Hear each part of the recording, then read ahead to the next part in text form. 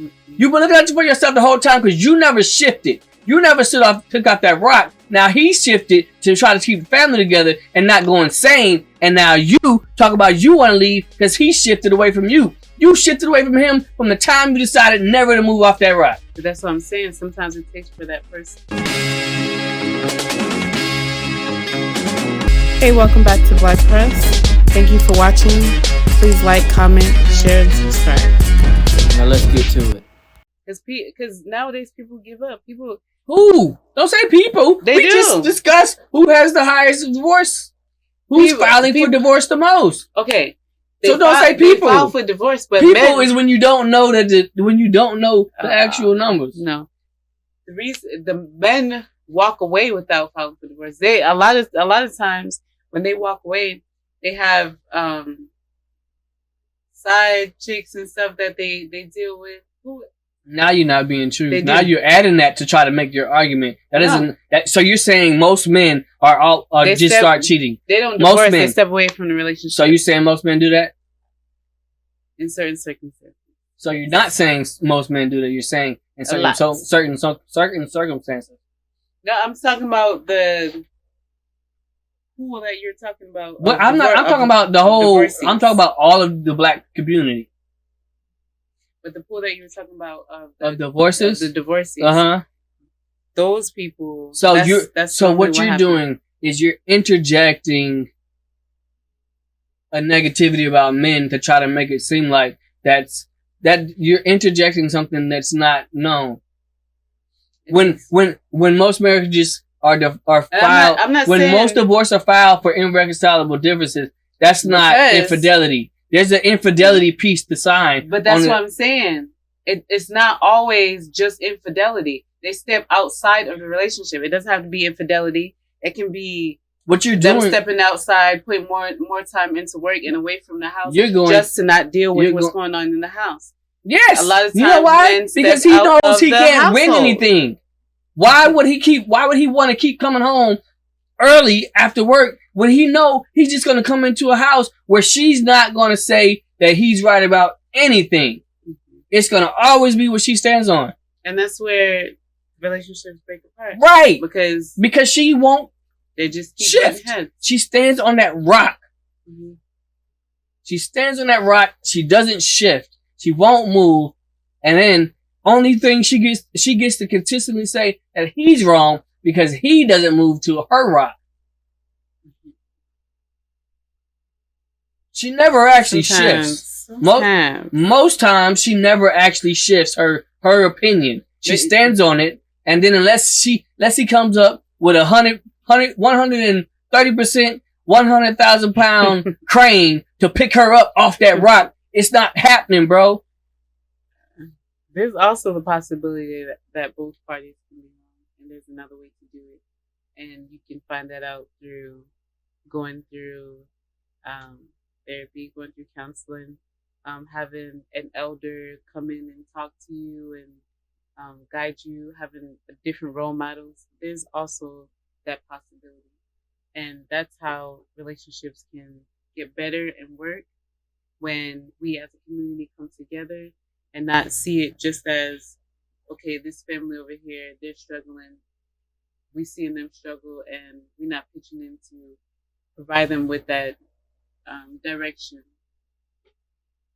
Because when you see two people arguing and one person think they're right, other person think they're right, no, just really look at it. Both of y'all probably wrong. Take it that way. Yeah, and most of the time, both people are wrong. Mm-hmm. The only way to keep the marriage together is if the man takes the L.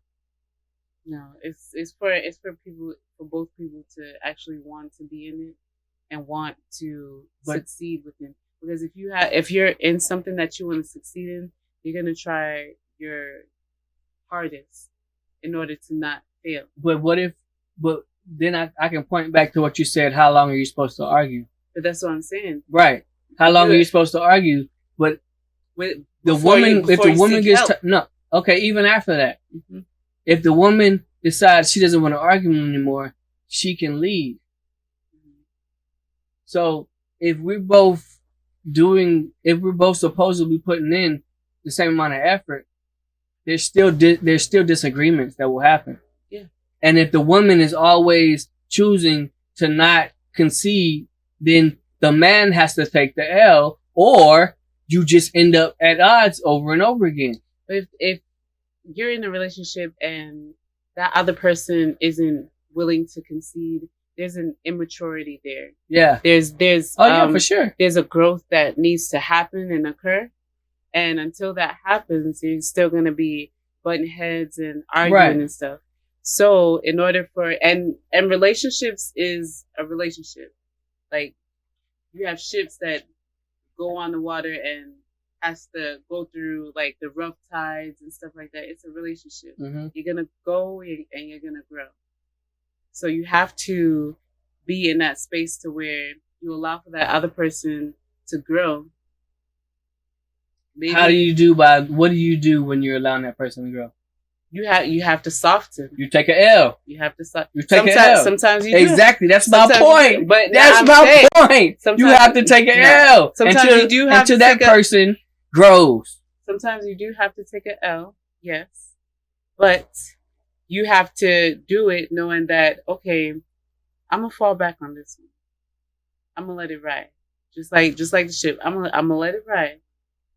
We're going to go through some bumps. We're going to go through some rough waters. But at the end of the day, when we come together and we start working on this thing, I'm going to get that person to understand, you're going to show them different ways, because it really, really, really takes for an individual to step outside themselves and look at the relationship outside of actually being in it, and understand that it takes growth in order to get to where you guys need to be, and to be on the same page. They have to be discontent with their own ideas. It definitely takes growth, and that doing that, it builds you up, not in an angry way, but it builds you up in a strong way, because then you're able to face different issues instead of having to think it's a combat every time y'all argue.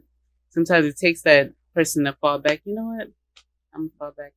But you know that everything you're saying is right, but there's still what happens on the other side of taking that soft route, taking that L.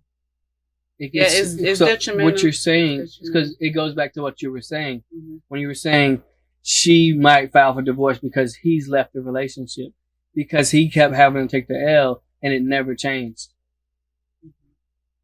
If he had to take the L over and over and over again, waiting for her to actually see the light or change and grow, and she doesn't change or grow, he is forced with the idea of, do I stay in this relationship? Do I stay mentally in this relationship, emotionally in this relationship with someone who refuses to change? Or do I protect my children, like we were talking last week? Do I protect my children and have them try to grow up in a 2-parent household, and I just check out mentally? But then she realizes that he's checking out mentally. She blames him so that gives her reason to file for divorce. But in the end of it, we still don't get back to the fact that he had to take the L over and over and over and over and over and over again. How long am I supposed to take the L before I just disconnect myself? Sometimes when it actually boils down and comes to that, in order to protect your own mental health and to protect your integrity and dignity, you have to step away. And that's why most children are in single parent households. Because the woman steps away when the man is trying to stay. He stays. He would rather take the L. No, he does figure out how to work through it. But you're not going to step out. If I can't get you to actually work through it with me because you refuse to move off that rock you're standing on, then all I can do to keep our family together and make sure, because my legacy is my full goal, the generational wealth and the generational success. And I know that is mostly in 2-parent household. So I take the L and I pull back. But now you're mad at me, or you're you're not happy with me pulling back because I kept taking the L. I'm trying to protect my own heart. And then that's the problem. The man is trying to protect his own heart by drawing back, but still staying. The woman is trying to protect her heart or look out for herself by leaving. You've been looking out for yourself the whole time.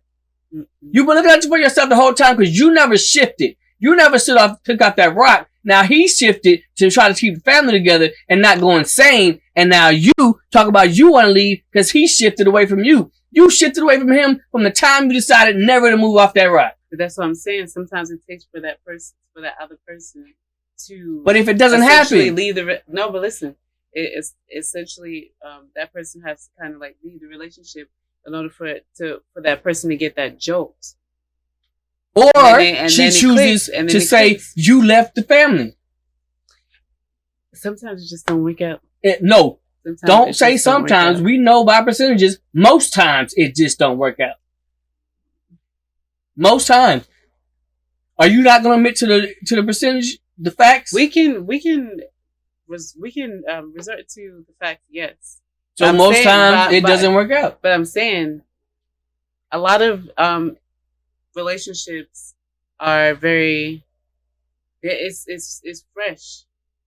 It hasn't grown. You have to give each other space to grow and go through some stuff. And that's the only way you can make it successful to have a relationship with a 2-parent household and happy kids. But you have to allow for growth for both sides.